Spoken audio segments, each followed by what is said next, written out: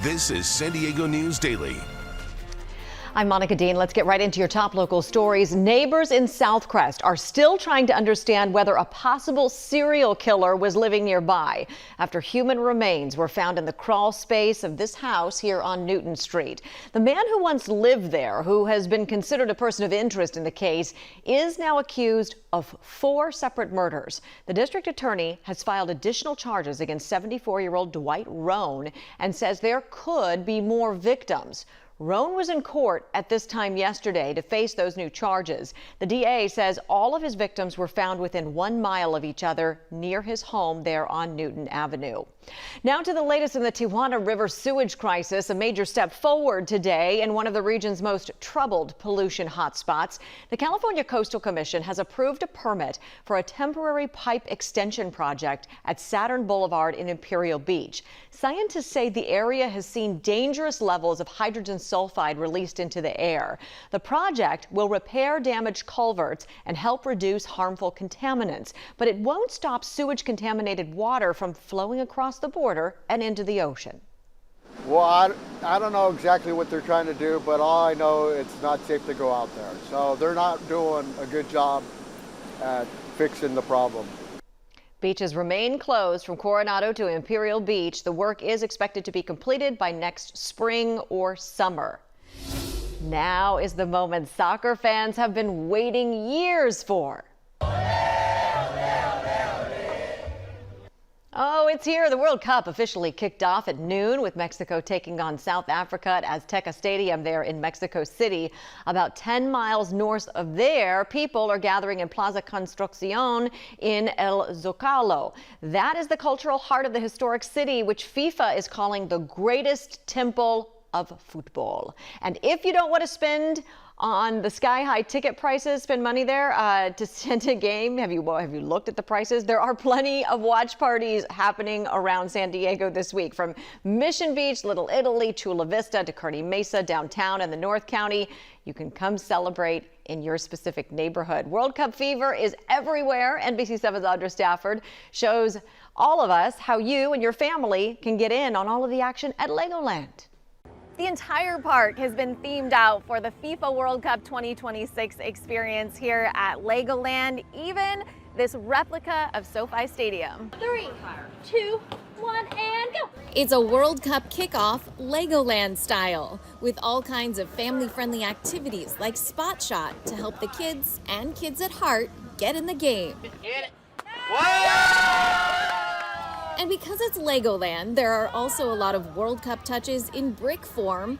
Among other things, a 15,000-piece soccer scene has been added to the massive Lego SoFi Stadium in Miniland. And kids can design and build their own Lego jerseys and add them to the Heroes of Play wall. Really interactive, it's high energy, fast-paced, and just an exciting way to celebrate the World Cup here at Legoland, California. The fun continues through July 19th. From Legoland, I'm Audra Stafford, NBC7. You can watch all of the action in Espanol on Peacock and Telemundo 20 right now. Meteorologist Sheena Parveen joins us now with a look at your forecast. Hi, Sheena. Hi there. As we head through the day today, we're going to see gradual clearing at the coast. Might be a little bit slow, mid-70s. So still warm afternoon. Inland valleys around the mid-80s. Mountains will be close to 90. Deserts near 110. It might feel still a little bit muggy today. If you're at the beaches, be careful. Make sure you're always near a lifeguard tower because we still have elevated surf. Dangerous rip currents, wave heights 4 to 6 feet. Some sets could be near 8 feet. For the coast tomorrow, it'll be warmer, upper 70s. Over the weekend, mid to upper 70s, gradual clearing, still warm starting next week. We'll look at everyone's 10-day forecast coming up. Thank you. Coming up, inflation hit a record high yesterday, but what does that mean for San Diegans today, where we're seeing spending habits changing? And a man accused of starting a fire by lighting up a palm tree with a lighter arrested in a matter of minutes. The technology, the sheriff's department says, helped track that man down. Stay with us. We are rolling. Your left, I'm sorry. Let's do this. Where do you get your information from? Well, definitely start with the local news. The reason why I love listening to local news like NBC, they give the facts. California families could feel they have a genuine interest, first as people and second as a news team. Because this is their community too. Sometimes the news isn't always fun. Bringing it to us every day in good and bad times is something that we rely on. Nice to have you with us. This is San Diego News Daily. I'm Monica Dean. Welcome back. Firefighters are continuing to monitor a brush fire on Camp Pendleton. The November fire, so it's called, started yesterday morning. It grew quickly to more than 500 acres. It was first reported around 10 o'clock near Marine Memorial Golf Course in the November training area. Officials say at this point the fire does not pose a threat to anyone on or off the base. Right now it is about 50% surrounded. Police have arrested a man accused of starting a brush fire in Spring Valley with the help of drones. The San Diego County Sheriff's Office says 35-year-old Miguel Hernandez was taken into custody after being tracked down by a drone when he was first set that fire on May 25th. They say Hernandez used a lighter to light a palm tree in the riverbed behind Quarry Road. That's when deputies quickly launched a drone to get a bird's eye view, which put him right there at the scene of the crime. The deputy that flew was able to still see the suspect essentially in the same general area, and in that vegetation dense area, like he was able to identify who it was. Grateful, yes. In this case, it caught the culprit, prevented future instances of this happening again. The sheriff's drone program started 10 years ago. Since then, it has grown to 60 certified remote pilots with a fleet of 70 drones.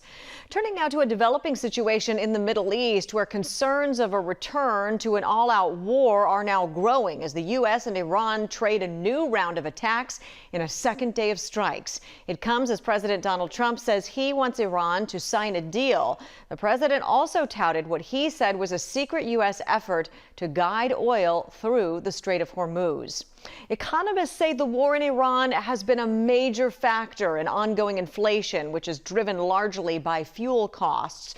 Locally, inflation is at 3.8%. Nationally, it's even worse, 4.2%. From groceries to gasoline, San Diegans are paying more than this time last year, and that's changing some people's spending habits. I tried my best to not get gas or not drive as much as possible so that I don't waste it. Literally just working home and that's it. Well, I have a family of 5, so that affects me greatly. I mean, you spend at least $400 to $500 a week in groceries. Well, I think what we see is that we have consumers being very cautious. What we see is a reluctance of consumers to spend. And we already seen consumer confidence going down, and that's going to have an impact on the economy because this is a consumer-based economy. Economists say inflation